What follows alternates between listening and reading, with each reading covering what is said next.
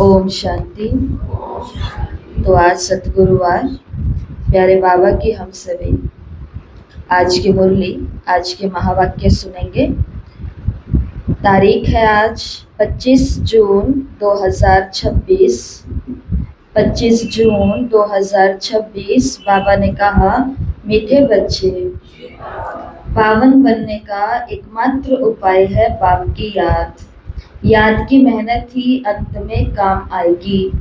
पावन बनने का एकमात्र उपाय है बाप की याद। याद की मेहनत ही अंत में काम आएगी। प्रश्न, संगम पर कौन सा तिलक दो तो स्वर्ग की राजाई का तिलक मिल जाएगा?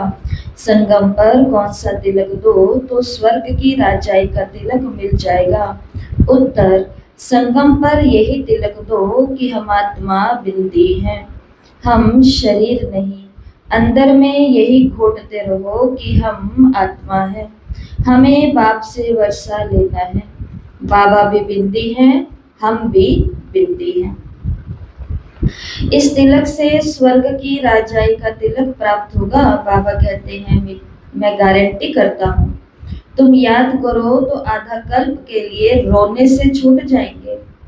ओम शांति।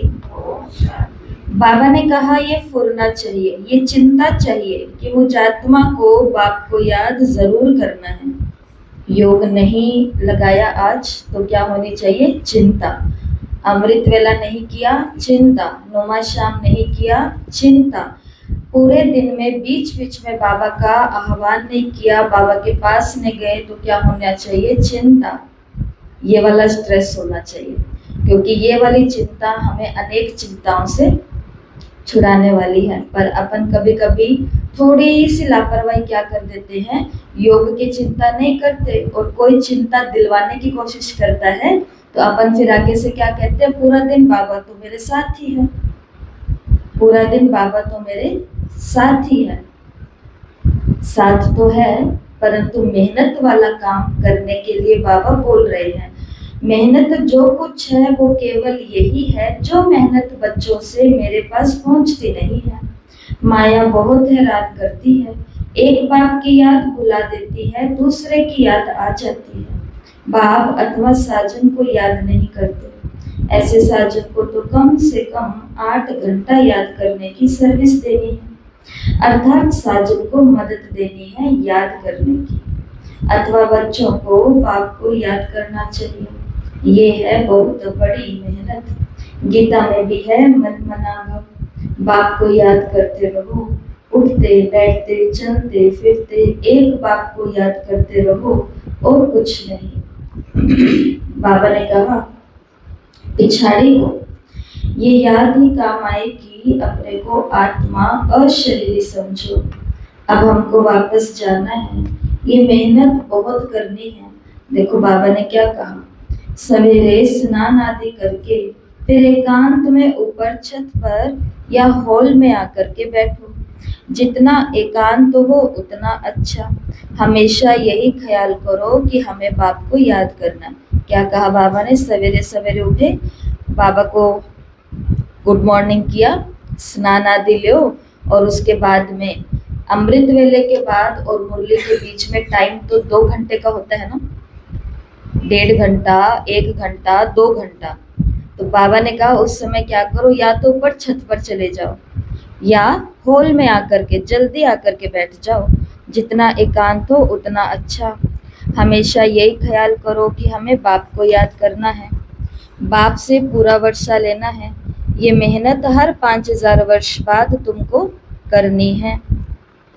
इस संगम पर ही तुमको बाप कहते हैं कि मुझे याद करो। बस यही वेला है जब बाप कहते हैं मुझे याद करो। बाप आते ही हैं संगम पर और कभी बाप आते नहीं। तुम भी नंबरवार पुरुषार्थ अनुसार जानते हो, बहुत बच्चे बाप को भूल जाते हैं, इसलिए बहुत धोखे खाते हैं। रावण बहुत धोखेबाज है, आधा कल्प का यही दुश्मन है।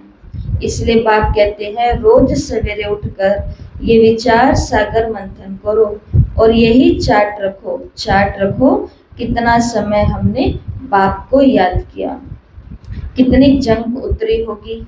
सारा मदार याद के ऊपर है।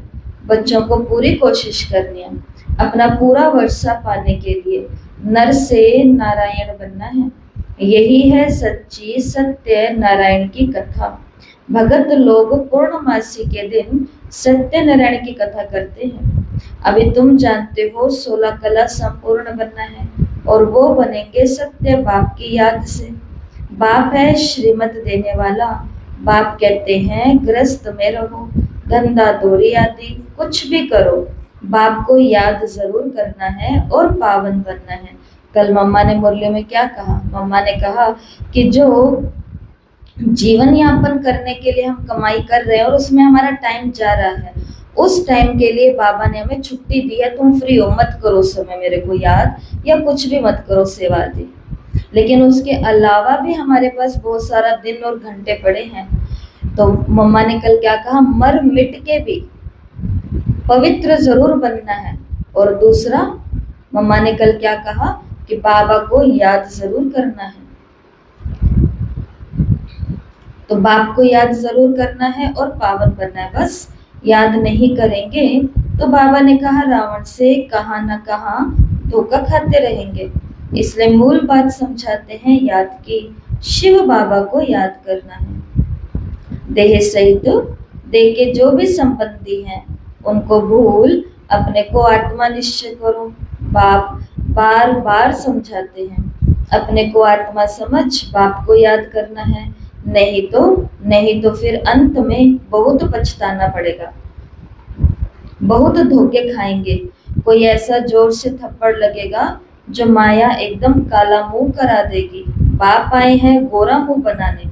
इस समय बाबा ने कहा इस समय सब एक तो का काला मुंह करते रहते हैं। गोरा बनाने वाला तो एक बाप ही है जिसकी याद से तुम गोरे स्वर्ग के मालिक बनेंगे। ये है ही पतित दुनिया। बाप आते हैं पतितों को पावन बनाने। बाकी तुम्हारे धंधे धोरी आदि से बाबा का कोई संबंध नहीं है। हाथ खड़े कर लिए। गीता का 17वां अध्याय जहाँ पर भगवान ने हाथ खड़े कर लिए थे। 17 अध्याय तक कितने सारे श्लोक आए हैं, कितनी सारी दोनों की बातें आई है।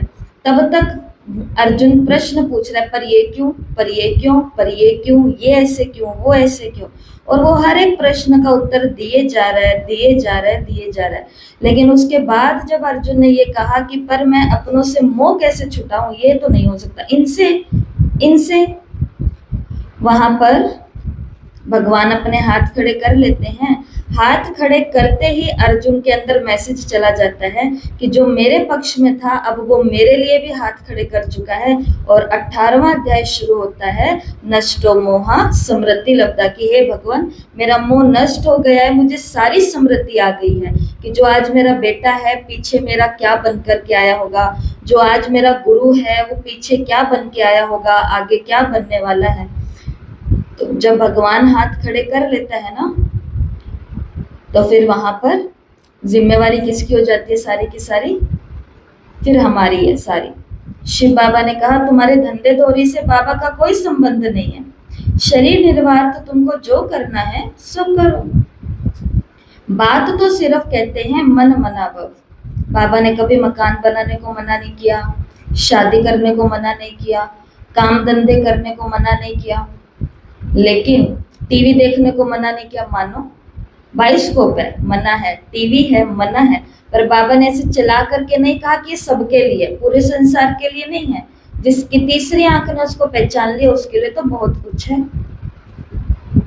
परंतु बाबा को एक ही बात से मतलब है, मन मनाभव। अपने मन में कोई अभाव ना रहने दो, केवल अपना मन मेरे से जोड़ो। तुम कहते हो हम कैसे पावन दुनिया का मालिक बने, बाप कहते हैं सिर्फ मुझे याद करो बस, और कोई उपाय नहीं पावन बनने का। कितना भी दान पुण्य आदि करें, कितनी भी मेहनत करें, चाहे आग से आते जाते रहें, कुछ भी काम नहीं आ सकता सिवाय एक बाप की याद के। बहुत सिंपल बात है, इसको कहा जाता है सहज योग। बाबा ने कहा अपने से पूछो कि हम अपने मीठे मीठे बाप को सारे दिन में कितना याद करते हैं। नींद में कोई पाप तो नहीं होते हैं, अशरीरी हो जाते हैं, बाकी दिन में बहुत पाप होते रहते हैं, इसलिए और ऊपर से पुराने पाप भी बहुत हैं, तो मेहनत करनी है याद की। बाबा ने कहा यहाँ आते ही हो, ये मेहनत करनी है। बाहर के वाहियात संकल्पों को उड़ा दो, नहीं तो वायुमंडल बड़ा खराब कर देते हैं। घर के खेती बाड़ी के ख्यालात यहाँ चलाते रहते हैं। कभी बच्चे याद पड़ेंगे, कभी गुरु की याद आएगी। संकल्प चलते रहेंगे तो वायुमंडल खराब कर देंगे। मेहनत नहीं करने वाले विघ्न डालते हैं। वो बाबा ने कहा ये इतनी महीन बातें हैं, तुम भी अभी जानते हो, फिर कभी नहीं जानेंगे। बाप अभी ही वर्षा देते हैं, फिर आधा कल्प के लिए निश्चिंत हो जाते हैं। तो विश्रामपुरी में जाकर के शिव बाबा भी विश्राम लेते हैं, निश्चिंत हो जाते हैं। लौकिक बाप के फुरने और बेहद के बाप के फुरने में अंतर है। बाप कहते हैं कि भक्ति मार्ग में मुझे कितना फुरना रहता, भगत कितना घड़ी घड़ी मुझे याद करते, सत्युग में कोई याद नहीं करते। तो बाप कहते हैं कि तुमको इतना सुख देता हूं जो तुमको मुझे वहां याद करने की दरकार नहीं रहेगी। हम जानते हैं हमारे बच्चे सुख धाम शांति धाम में बैठे हैं, कुछ मुक्ति में और कुछ जीवन मुक्ति में बैठे हैं, इसलिए शिव बाबा बिल्कुल निश्चिंत होता है। दूसरा कोई मनुष्य समझ न सके, ऐसे बाप में निश्चय बुद्धि होने में माया विघ्न डालती है। बाप कहते हैं सिर्फ मुझे याद करो, तो जो तुम्हारे में अलोय पड़ गई है, खाद पड़ गई है, चांदी तांबा लोहा, वो निकल जाएगी। गोल्डन एज से सिल्वर एज में आने से 2 कला कम होती है। ये बातें तुम सुनते और समझते हो। जो सच्चा ब्राह्मण होगा उनको अच्छी रीति बुद्धि में बैठेगा, नहीं तो बैठेगा नहीं, याद टिकेगी नहीं। सारा मदार बाप को याद करने पर है। तो आज की मुरली किस पर चल रही है? गुरुवार है ना, तो गुरु क्या शिक्षा दे रहे हैं? मन मनाभव याद करो। याद से आत्मा गोल्डन बन जाएगी, याद से अलोय निकलेगी, याद से हम और निश्चय बुद्धि बनेंगे, याद से अपना वर्षा पाएंगे। बाबा ने कहा कि सारा मदार याद पर है, तो बाबा बार बार बच्चों को कहते हैं कि बच्चे याद करो। ये बाबा भी कहेंगे शिव बाबा को याद करो, शिव बाबा खुद भी कहेंगे मुझे याद करो। आत्माओं को कहते हैं हे बच्चों, वो निराकार परमात्मा भी आत्माओं को कहेंगे। मूल बात ही ये है। बाबा ने कहा कोई भी आए तो उनको पहले पहले बोलो कि अल्फ को याद करो और कोई तकलीफ नहीं करनी, सिर्फ बोलो अपने को आत्मा समझ बाप को याद करो। यही अंदर में घोटना है, हम आत्मा है। गाते हैं ना, तुलसीदास चंदन घिसे तिलक करे रघुवीर। तिलक कोई स्थूल थोड़े ही है। तुम समझते हो कि तिलक वास्तव में इस समय का यादगार है। तुम याद करते रहते हो, गोया राजाई का तिलक देते हो। तुमको राजाई का तिलक मिलेगा, डबल सिरताज बनेंगे। राजाई का तिलक मिलेगा अर्थात स्वर्ग के महाराजा महारानी बनेंगे। चित्रकूट के घाट पर भई संतन की भीड़, तुलसीदास चंदन घिसे तिलक करे रघुवीर। कब का गायन है? संगम का गायन है। ये चित्रकूट है, यहाँ पर विचित्र अलग अलग सब अपने खेल पाल में लगे हुए हैं।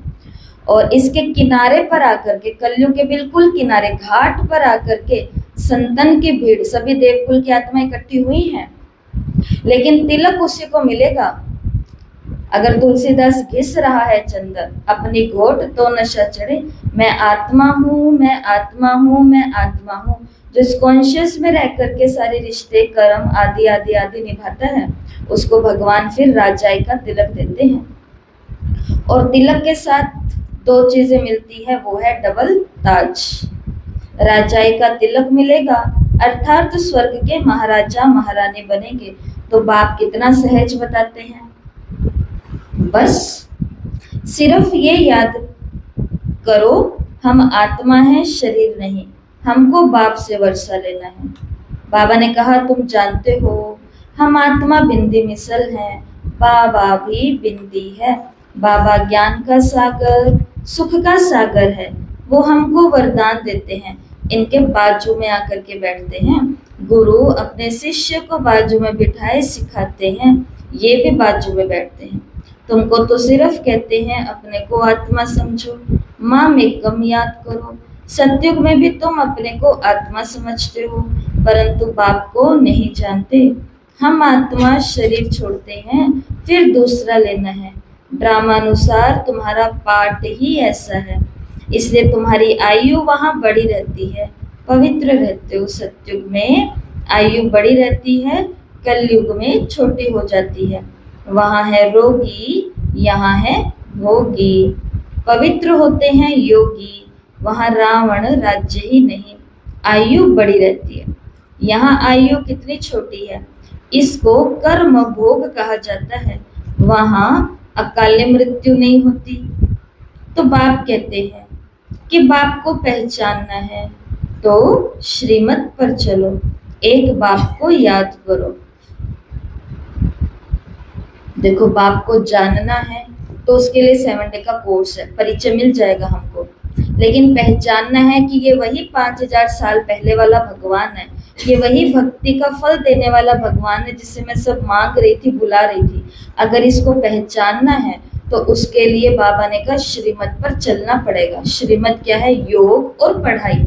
जितना योग के नजदीक जाएंगे, जितना पढ़ाई में डीप जाएंगे, जैसे ममा के लिए गीत बना है, वो योग की, वो ज्ञान की ऊंचाइयां और योग की गहराइयां, ऐसा गीत है। या तो योग की ऊंचाइयां, ज्ञान की गहराई।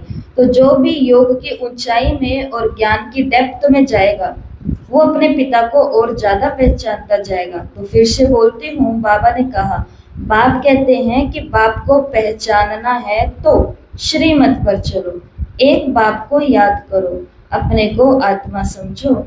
हमको अब जाना है, ये शरीर छोड़ना है, बाकी टाइम सर्विस में लगाना है। तुम बच्चे बहुत गरीब हो, इसलिए बाप को तरस पड़ता है।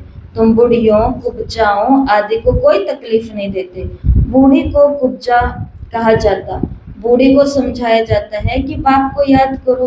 तुमसे कोई पूछे कहाँ जाती हो तो बोलो, माता जी सुबह सुबह कहाँ जाती हो तो बोलो, कहाँ जाती हो? कहाँ जाते हैं? यूनिवर्सिटी में। बोलो गीता पाठशाला में जाते हैं, पाठशाला।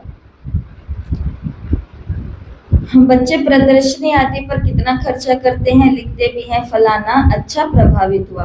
तो अपन जो अपने क्लास है वहां पर गए, तो वहां पर उनको पता चला कि आज दीदी आ रहे हैं। तो एक बूढ़ी, नई बूढ़ी माता पड़ोस से कोई आई, उनको कहा कि वो वाले दीदी आ रहे हैं जो यहाँ आते हैं। तो वो आई, बहुत बहुत बहुत ज्यादा वो बुजुर्ग थे, पर उन्होंने मुरली सुनी, थोड़ा सा ज्ञान सुनाते हैं, बाद में वो सुना। प्रसाद लेने के लिए जब वो पास आए तो एकदम उन्होंने ऐसे बोला कि मुझे तो कुछ समझ नहीं आया, मुझे तो बस इतना समझ आया, बाबा बाबा बाबा।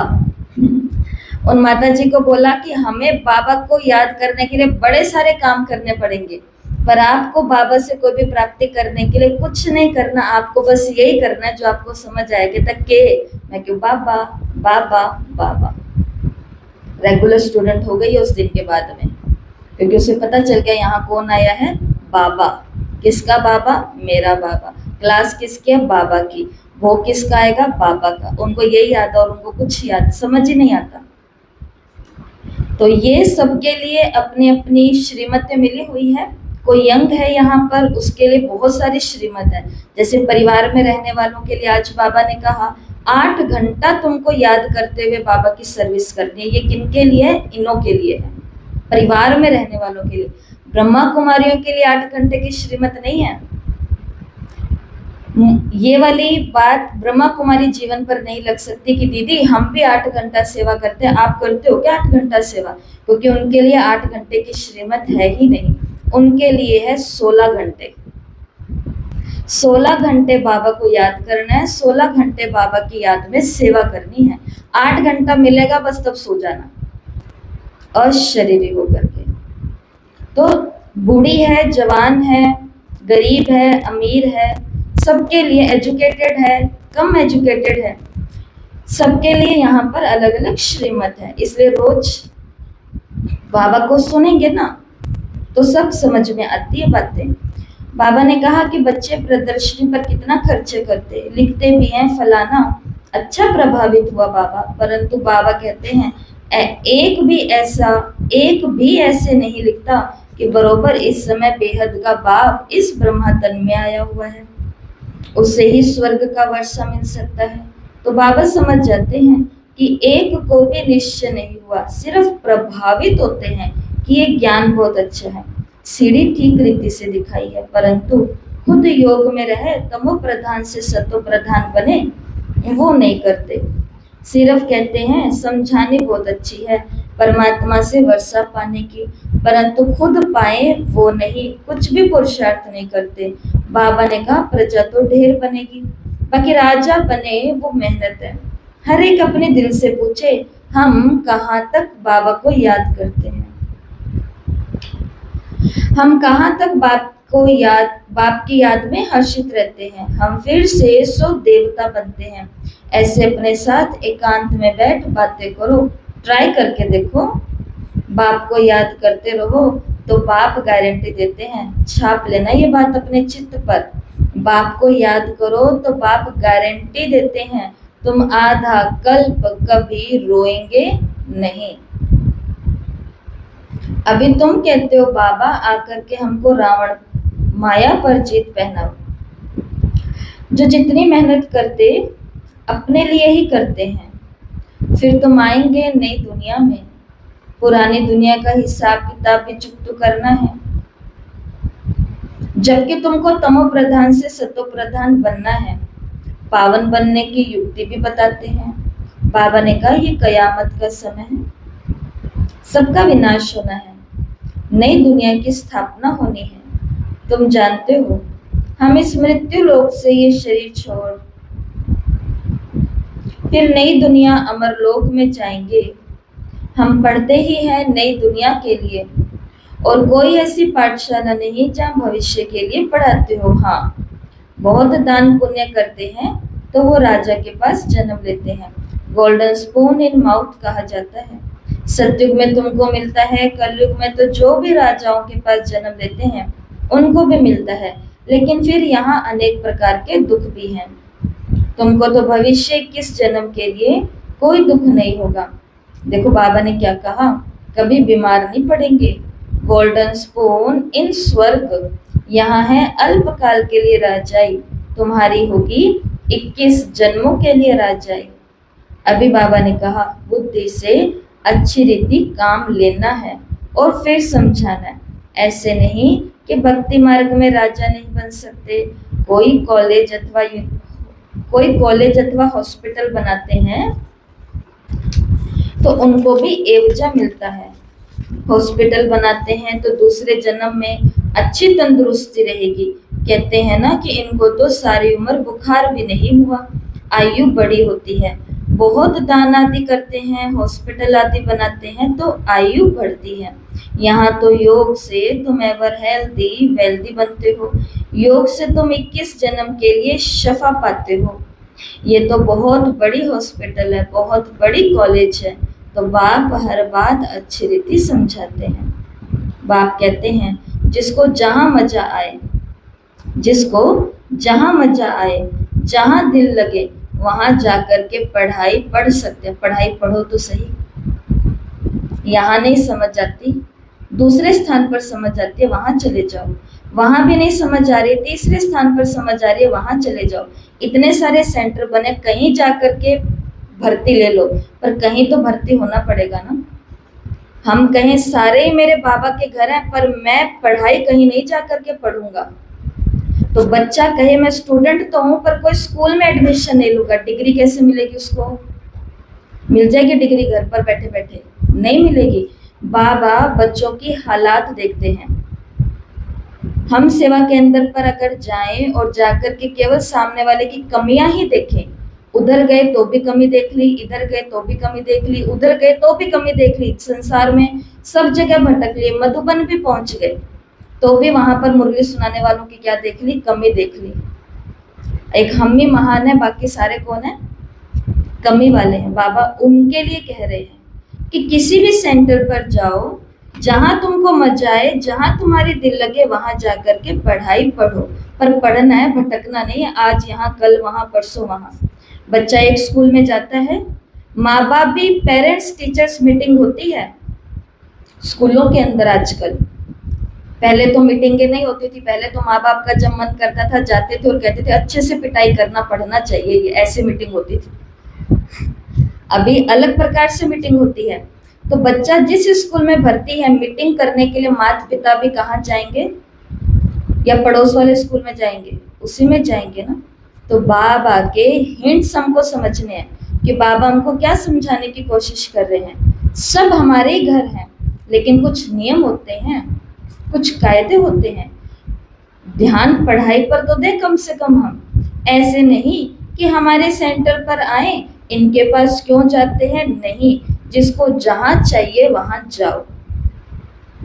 ये जैसे हमारी कॉलोनी है, तो हमारी कॉलोनी कोई हमारे दीदी ने खरीद नहीं ली है कि यहाँ वाले जो है वो कहाँ आएंगे, यहाँ ही आएंगे, दूसरे कहीं नहीं जाएंगे, कहीं भी जा सकते हैं। शर्त क्या है?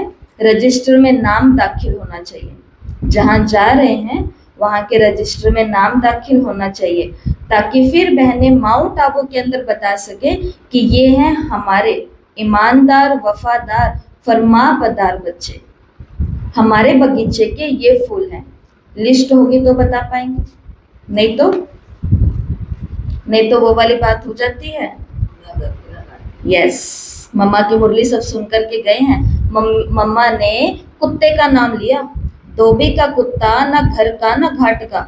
उनको भी भरोसे पर रख दिया, उनको भी भरोसे पर रख दिया, और दोनों को ही पता है, 2 सेवा स्थान है और दोनों को ही पता है। उन्होंने उनको बता दिया होगा कि आज विनाश होने वाला है, लास्ट ट्रेन है, चलो माउंट आबू। वो सोचेंगे उन्होंने बता दिया होगा, लास्ट ट्रेन है, चलो माउंट आबू। पर हमें तो किसी ने भी नहीं बताया, क्योंकि हम किसी एक के नहीं थे। इसलिए बाबा ने कहा कि अगर पढ़ाई यहाँ नहीं अच्छी हो रही आपकी, कहीं और जा सकते हो, पर पढ़ाई जरूर करो। बात एक ही है, मुरली को पढ़ करके सुनाते हैं। वो मुरली यहाँ से तो जाती है, माउंट आबू से सेम टू सेम मुरली आती है। कोई विस्तार से अच्छा समझाते हैं और कोई केवल पढ़ के सुना देती हैं। भाषण करने वाले अच्छी ललकार करते होंगे, जिनको भाषण करना आता है वो ब्रह्मा कुमारियां जब मुरली सुनाती हैं तो समझा के सुनाती हैं। तो बाबा ने कहा कहाँ भी भाषण हो तो पहले पहले बताओ, शिव बाबा कहते हैं अपने को आत्मा समझ, मुझ बाप को याद करो, तो विकर्म विनाश होंगे और पावन दुनिया के मालिक बनेंगे। कितना सहज समझाते हैं। अच्छा, मीठे मीठे सिकिलदे बच्चों प्रति माता पिता बाप दादा का याद, प्यार और गुड मॉर्निंग। रूहानी बाप की रूहानी बच्चों को नमस्ते। हम रूहानी बच्चों की रूहानी माता पिता बाप दादा को याद, प्यार, नमस्ते, ओम शांति। शुक्रिया बाबा, शुक्रिया, वाह बाबा वाह। धारणा के लिए मुख्य सार। तो आज की मुरली तो विशेष कौन सी बात को धारण करने की दिशा दिखा रही है? याद, योग का नियम बनाना है। अपने आप को देखना है चार्ट में कितना घंटा याद किया मैंने। अच्छा, पहला, बाहर के वाहियात ख्यालों को छोड़कर, माना व्यर्थ थॉट्स, बाहर के वाहियात ख्यालातों को छोड़ एकांत में बैठ याद की मेहनत करनी है। सवेरे सवेरे उठकर विचार सागर मंथन करना है और अपना चार्ट देखना है। दूसरा, जैसे भक्ति में दान पुण्य का महत्व है, ऐसे ज्ञान मार्ग में याद का महत्व है। याद से आत्मा को एवर हेल्दी एवर वेल्दी बनाना है, अशरीरी रहने का अभ्यास करना है। और आज बाबा ने हम सभी आत्माओं को वरदान दिया, कंबाइंड रूप की सेवा द्वारा, कंबाइंड रूप की सेवा द्वारा आत्माओं को समीप संबंध में लाने वाले, कंबाइंड रूपधारी भव, कंबाइंड रूप की सेवा द्वारा आत्माओं को समीप संबंध में लाने वाले कंबाइंड रूपधारी भव। बाबा ने कहा सिर्फ आवाज द्वारा सेवा करने से प्रजा बनती जा रही है, लेकिन आवाज से परे स्थिति में स्थित हो जाओ तो फिर आवाज में आओ, अव्यक्त स्थिति और फिर आवाज, ऐसे कंबाइंड रूप की सेवा से वारिस बनाएंगी। केवल प्रजा नहीं बनानी, प्रजा के साथ ब्रह्मा कुमारी को बाबा ने क्या कहा, तुम्हें वारिस भी बनाने हैं, अपने उत्तराधिकारी बनाने हैं, अपनी कई पीढ़ियों के बच्चे हैं वो यहीं तैयार होंगे वारिस। तो वो कैसे बनेंगे, जब हम कंबाइंड सेवा करेंगे, अव्यक्त स्थिति में रह करके फिर आवाज में आएंगे। आवाज द्वारा प्रभावित हुई आत्माएं अनेक आवाज सुनने से आवागमन में आ जाती। आवागमन मतलब आया गया। लेकिन कंबाइंड रूपधारीपन, कंबाइंड रूप की सेवा करो तो उन पर किसी रूप का प्रभाव नहीं पड़ सकता। स्लोगन, साधनों में बेहद की वैराग्य वृत्ति की साधना मर्ज ना होने दो। साधनों में बेहद के वैराग्य वृत्ति की साधना मर्ज होने ना दो। साधन तो बढ़ेंगे, बाबा ने कहा था ना उस दिन, जिनके पास ज्ञान रतन अधिक है उनके पास वो धन भी छम करता हुआ आएगा, और धन आएगा तो अपने साथ कई साधनों को लेकर के आएगा। कई बहनों को गाड़ियां दे देते हैं, आप सेवा करो, हमारी गाड़ी ऐसे ही पड़ी है। कई अपने घर दे देते हैं कि ये घर पूरा आप भी ले लो। कई लोग हैं वो अपनी चीजें दे देते हैं कि अब आप भी को ये यूज करना है। बहुत ऐसे साधन मिलेंगे, लेकिन वो साधना हमारे वैराग की, वो साधन हमारे वैराग्य की साधना को मर्ज माना दबने ना दे। इतना भी ध्यान रखना, क्योंकि साधन सिर्फ किस लिए मिले हैं, ये देखो ये सामने साधन है, ये इनकी वैल्यू कब तक है, जब तक सेवा है। सेवाएं नहीं तो ये साधन का कोई मतलब नहीं है। इसलिए और ये है आज के अव्यक्त इशारे, सदा हर्षित रहने के लिए अपने नेचर को सरल बनाओ, सहनशील बनाओ। बाबा ने कहा जो सहनशील बच्चे हैं वो अपनी सहनशीलता की शक्ति से किसी भी कठोर संस्कार वाले को, कैसे भी कठिन कार्य को शीतल बना देते हैं और सहज कर देते हैं। सहनशीलता के गुण वाला गंभीर होगा और गहराई में जाएगा, वो कभी घबराएगा नहीं, गहराई में जाकर के सफलता को प्राप्त कर लेगा। सहनशीलता धारण करनी है, कठोर संस्कार वाले को शीतल बनाना है, मुश्किल कार्य को आसान करना है, गंभीर रहना है, गहराई में जाना है, वो कभी घबराएगा नहीं और गहराई में जाकर के सफलता प्राप्त कर लेगा। जैसे सागर के ऊपर तो मछलियां मिलती हैं, छोटी छोटी, कभी मोटी मोटी भी, लेकिन सागर की जो गहराई में जाता है गोताखोर, वो जितना डीप जाता है तो वो कई सारे रत्नों को ढूंढ लेता है, बहुत कुछ मिल जाता है वहां पे। सीप मिलते हैं तो उसके अंदर बहुत वैरायटी मोती मिलते हैं।